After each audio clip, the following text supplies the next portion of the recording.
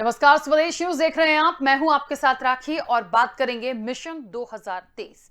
मध्य प्रदेश में विधानसभा चुनाव में अभी 2 साल का समय बाकी है, लेकिन चुनावी तैयारियां तेज हो गई हैं। खासकर बीजेपी में सरकार के साथ संगठन ने भी मोर्चा संभाल लिया है। लगातार बैठकों का दौर जारी है। संगठन के राष्ट्रीय पदाधिकारी लगातार बैठकें लगा रहे हैं। 2023 की अभी से इतनी बेचैनी क्यों? 2023 में चुनाव अभी से तैयारी क्यों? क्या होगा 2023 का चुनावी एजेंडा और बीजेपी की ये तैयारियां हैं तो कांग्रेसी खेमे में क्या चल रहा है, इसी पर हम चर्चा करेंगे। लेकिन आपको बता दें कि वाकई में कहीं ना कहीं मुख्य रूप से फोकस्ड है।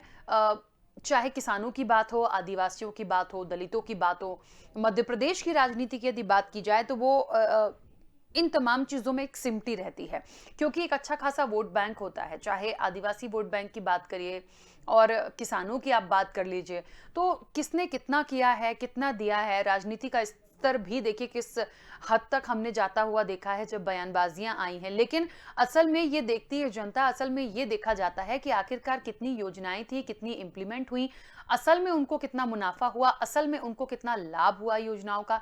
ये तमाम चीजें बहुत मुख्य रूप से होती है। बाकी राजनीतिक दल हैं, पक्ष विपक्ष हैं, वो एक दूसरे पर आरोप लगा सकते हैं, लेकिन धरातल पर देखा जाए, जनता के बीच जाकर देखा जाए तो उनको कितना फायदा हुआ है, उनको कितना लाभ हुआ है, उनका कितना विकास हुआ है, ये तमाम चीजें बहुत महत्वपूर्ण होती हैं।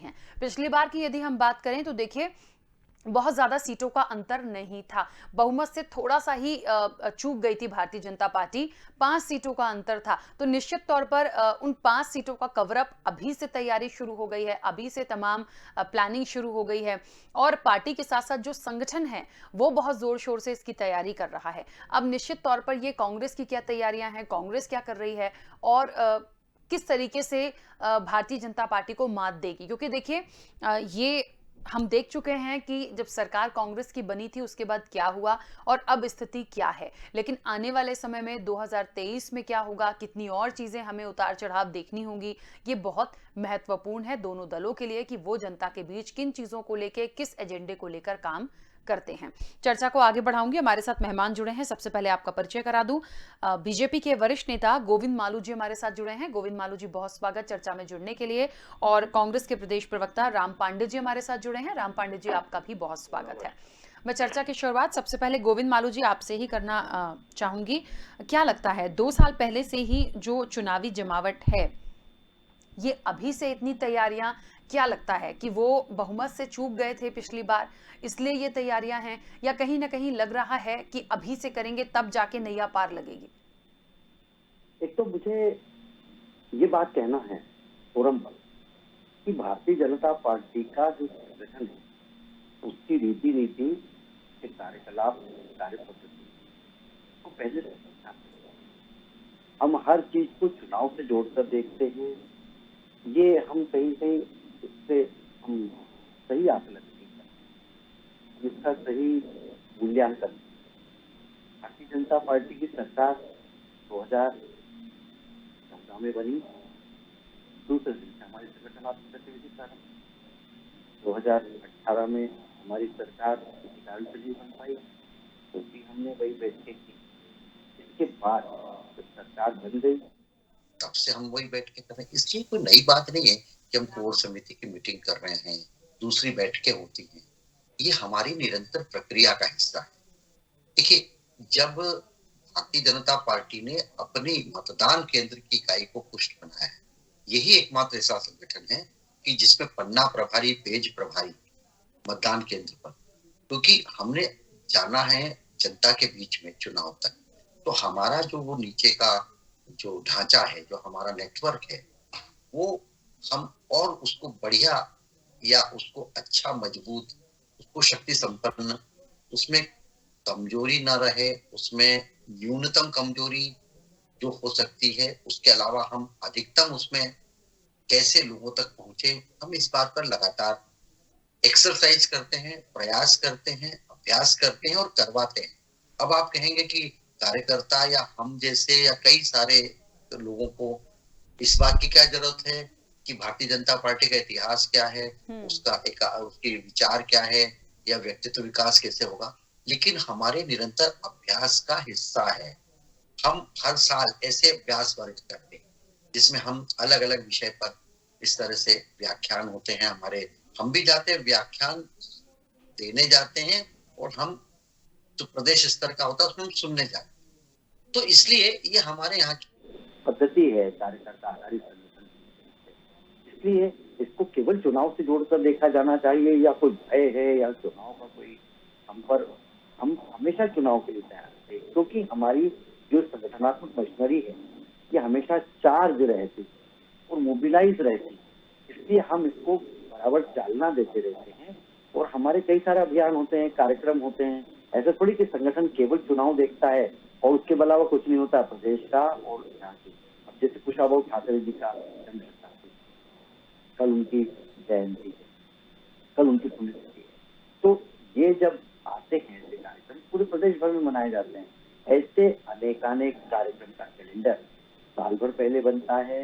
हर माह, हर 3 माह में जब हमारी कार्यकारिणी की बैठक होती है प्रदेश की वर्किंग कमेटी की, उसमें हम 3 महीने का कैलेंडर पूरा रखते हैं। तो ये उसके बाद उसको कैसे क्रियान्वयन की दिशा में ले जाता है, नीचे तक उसको उतारना, ये इसका ओरिएंटेशन बार बार और उनसे पूछा जाता है विगत कि पिछले दफा जो आपको कार्यक्रम दिए गए थे उसकी क्या रही रिपोर्ट, समीक्षा क्या की आपने, कहाँ कमजोरी रही, कितने लोग एकत्रित हुए, या जहाँ हम बात पहुंचानी थी, जहाँ हमारे कार्यक्रम की क्रियान्वित होना थी उसका क्या हुआ।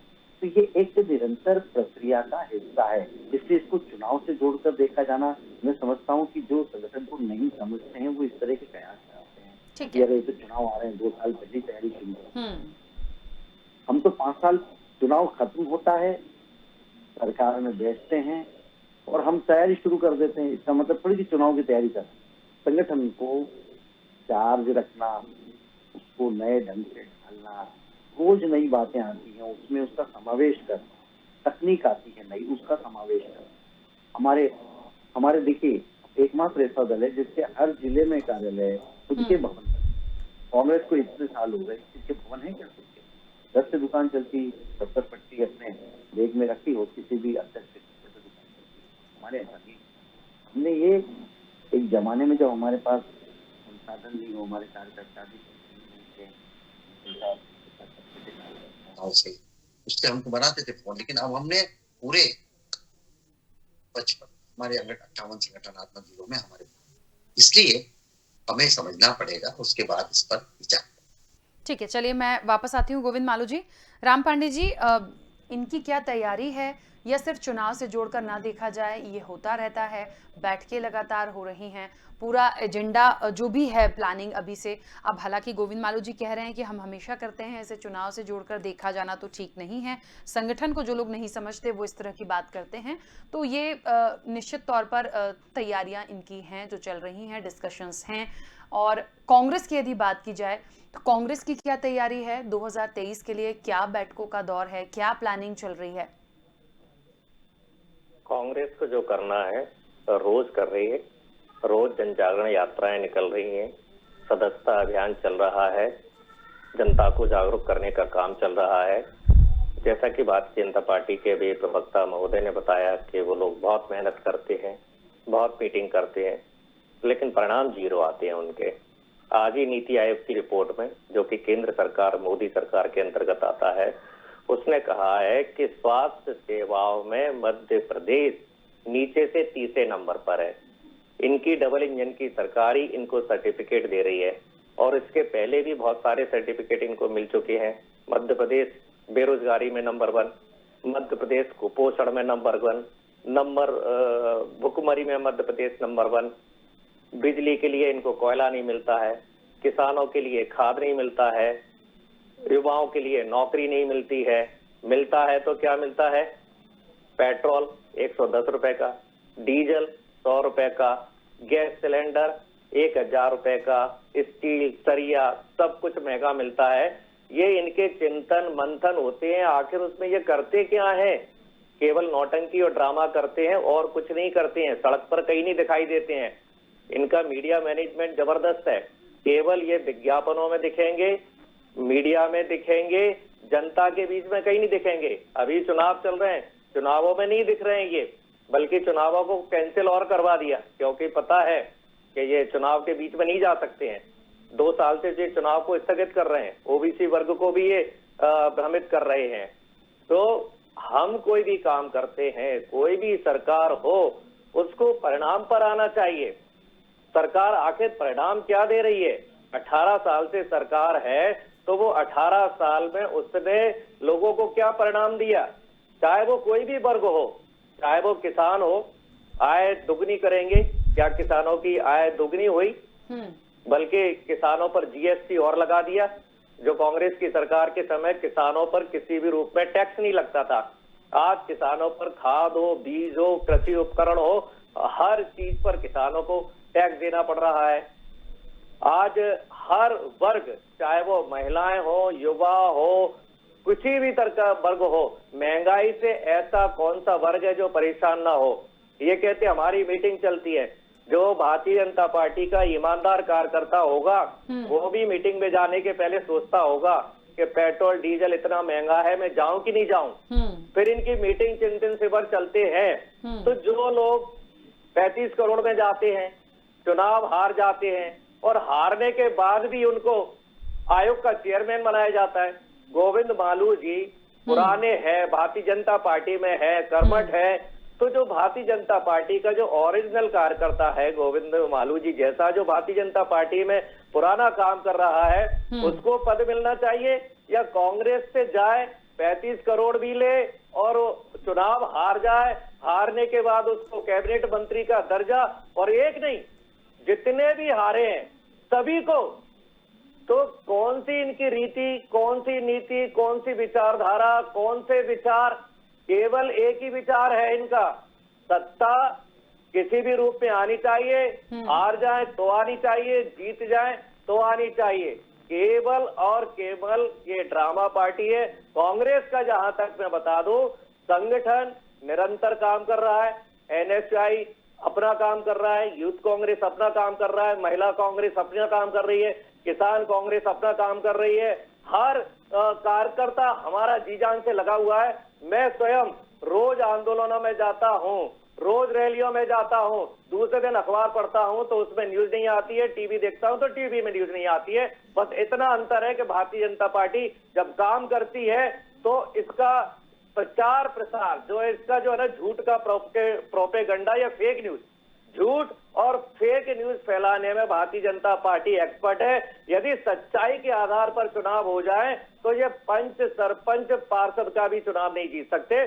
जो भी ये चुनाव जीतते हैं उसमें झूठ और फेक न्यूज के आधार पर ये चुनाव जीतते हैं। देखिए, एक बात बहुत स्पष्ट है, हम पिछली बार की यदि बात करें सिर्फ 5 सीटों का अंतर था, उपचुनाव के बाद 33 पर पहुंचाए विधायकों का जो अंतर है, और मौजूदा समय की बात करें तो बीजेपी के 128, कांग्रेस के 95। देखिए, इस गैप को कैसे भर पाएंगे, ये दोनों के लिए ही महत्वपूर्ण है। भारतीय जनता पार्टी आज भी ये नहीं सोच सकती है कि हमारे यदि विधायक ज्यादा हैं तो हमको बहुत फायदा हो जाएगा, क्योंकि देखिए, जब जनता वोट करती है, जब उसके नतीजे आते हैं तो कुछ भी हो सकता है। ये हम पिछली बार देख चुके हैं जब बदलाव हुआ था।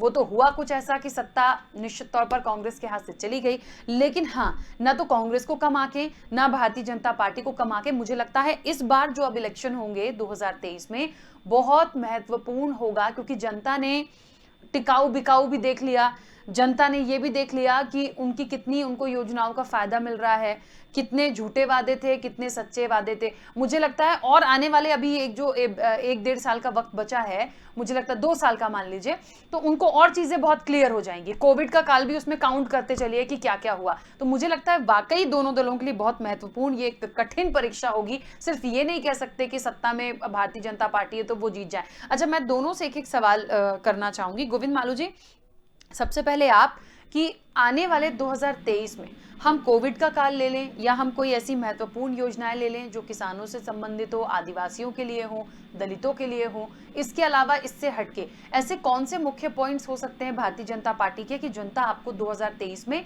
चुने? सबसे बड़ी बात तो यह है कि आधारभूत संरचना का जो दुर्दशा कांग्रेस ने की 15 महीने में लिखी और उससे पहले 10 साल, उसको हमने पटरी पर लाए।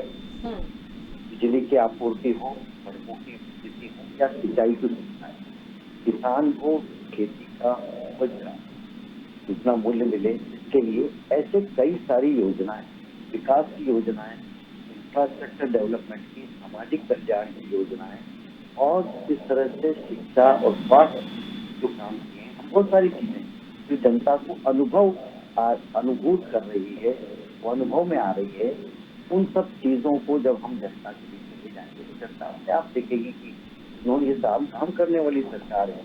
ये सरकार ऐसी सरकार है जिसने तो कई सारी योजनाएं कांग्रेस की सरकार ने बंद कर दी थी जानबूझकर, और दुर्भावना से उनको फिर से प्रारंभ करके उसका लाभ लोगों तक पहुंचाया है। तो ये काम जो भारतीय जनता पार्टी की शिकायत सरकार ने किया है, हम उन सारे पिछड़ों के लिए जो काम किया, अनुसूचित जाति, जनजाति, सब वर्गों के लिए जो हमने एक व्यापक नजरिए से और सबका साथ, सबका विश्वास, सबका विकास, इस अनुसार हमने किसी वर्ग को नहीं छोड़ा, हम किसी वर्ग विशेष के लिए कोई वोट बैंक की राजनीति कर रहे हैं।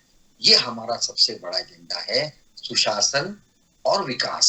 हम इन चीजों को, और हमारे पास एक लंबी फहरिस्त है, हम इन सब बिंदुओं को लेकर, हम सरकार की सफलताओं को लेकर, हमने पिछली बार भी हमने हमेशा विकास पर चुनाव लड़ा। मध्य प्रदेश के जब भी 2008 में चुनाव हुए तो विकास को लड़ा, 2003 का चुनाव हमने विकास लाने के लिए लड़ा, 2008 में जो विकास हो गया था उस पर आगे हमने रेफरेंडम, हमको जो मिला, जो हमको वर्डिक्ट मिला वो मिला, और विकास करिए, फिर हमने विकास किया। तो विकास के आधार पर हम चुनाव में जीतते रहे हैं।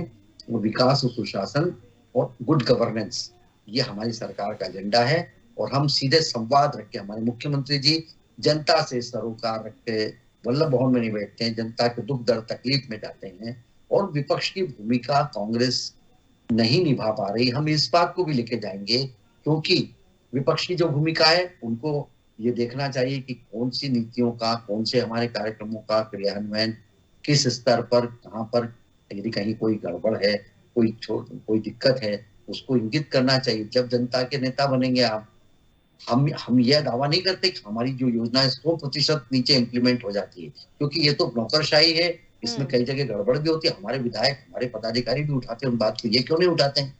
इनकी भूमिका केवल और केवल चरित्र हनन की राजनीति में है, इनकी भूमिका केवल झूठ बोलने में है, इनकी भूमिका, इनको इतने सारी बातें आंकड़े बता रहे थे हमारे इनके कई नेता, सब झूठी बात परोसते हैं। लोगों का जो अनुभव आ रहा है वो सच्चाई है, और इस पर हम जाएंगे।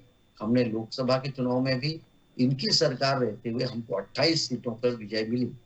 इसका आकलन इनको भी कर लेना चाहिए कि इनकी सरकार ने जो कर्ज माफी का, हम इससे झूठे वादे करके लोगों को बरगला कर वोट नहीं लेते हैं। हम जो बात करते हैं वो प्रामाणिक बात करते हैं, हम जो बात करते हैं वो लोगों को जो बचने वाली बात और जो लोगों तक हम पहुंचा सकते हैं वो बात करते हैं। हम आसमानी ख्याली पुलाव नहीं पकाते हैं, ठीक है। हम ऐसे आसमान से सितारे तोड़ने की बात नहीं करते। हम तो जो जमीन पर हम इस प्रदेश का विकास करना है, सिंचाई, बिजली, सड़क, पानी, इन पर जो हमने काम किए हैं, और जिसके कारण आधारभूत संरचना का जो जाल खड़ा किया है, जिससे व्यापार व्यवसाय बढ़ा है, उद्योग आए हैं मध्य प्रदेश में, हम इन चीजों को ले जाएं। ठीक है राम पांडे जी, कांग्रेस का मुख्य फोकस किन चीजों पर रहेगा? वही सवाल मेरा आपसे भी। इन्होंने तो बहुत सारा बता दिया, कांग्रेस क्या क्या करेगी और कांग्रेस को क्यों चुने? देखिए, इंसान की बेसिक जरूरत होती है, रोटी, कपड़ा, मकान, बिजली, सड़क, पानी, रोजगार, व्यवसाय, महंगाई कम करना। कांग्रेस ने 1947 से हमेशा इन चीजों पर काम किया है। आज हालात आप देख रहे हैं, महंगाई कहाँ जा रही है। रोटी, कपड़ा, मकान की बात करें, रोटी महंगी हो गई है, किचन का हर सामान महंगा हो गया, चाहे वो तेल हो, घी हो, गैस हो, दालें हो, चावल हो, सब कुछ। कपड़ा 5% जीएसटी थी, 12%, 18% कर दिया है। मकान की बात करें, सरिया, सीमेंट, जो रेत की टोली 1500 में आती थी, 6-7 हजार में आ रही है। जो स्टील का रेट 3000 था, 7000 पहुंच रहा है। हर जगह इन्होंने महंगाई कर दी। बिजली, सड़क, पानी, बिजली के बिल क्या आ रहे हैं, ये आप उपभोक्ता से बात कीजिए।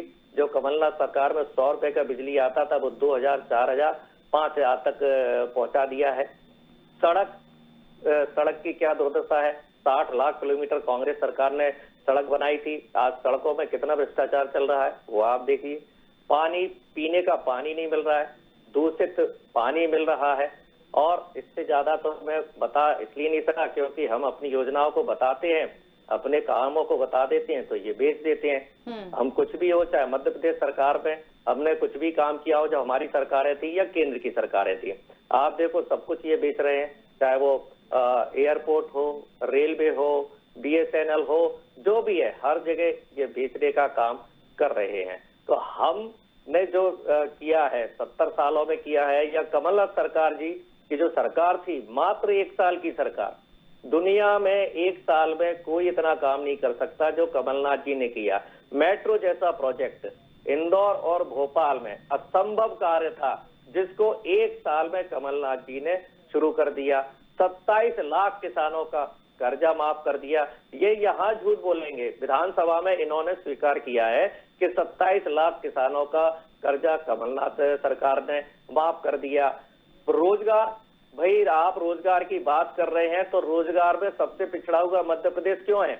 अभी इन्होंने कहा कि उद्योगपति आ रहे हैं, क्या आज हम अपनी तुलना बेंगलोर, पूना, अहमदाबाद, हैदराबाद, बड़ौदा या दिल्ली, बॉम्बे किससे कर सकते हैं? आज मध्य प्रदेश का कोई भी शहर कंपीट नहीं कर रहा है।